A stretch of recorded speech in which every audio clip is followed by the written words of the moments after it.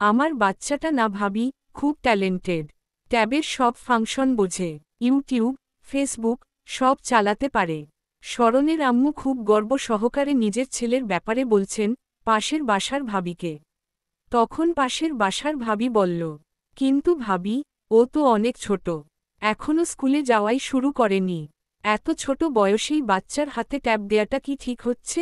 কথাগুলো শুনে শরণের আম্মু হেসে দিয়ে বললেন, কি যে বলেন ভাবি, এখনকার আধুনিক যুগে বাচ্চাকে স্মার্ট বানাতে গেলে এগুলো তো বাচ্চার হাতে দিতেই হবে।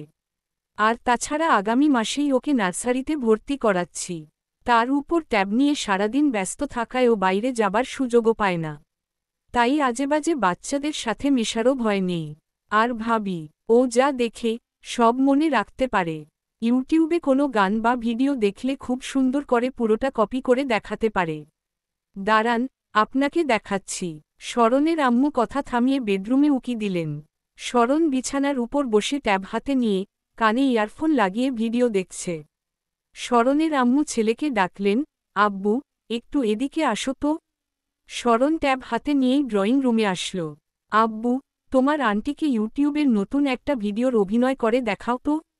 শরণের আম্মুর কথায় শরণ সোফার অপর দিকে বসা পাশের বাসার ভাবির দিকে তাকিয়ে চোখ বড় বড় করে হঠাৎ খুব অকথ্য ভাষায় গালিগালাজ শুরু করল।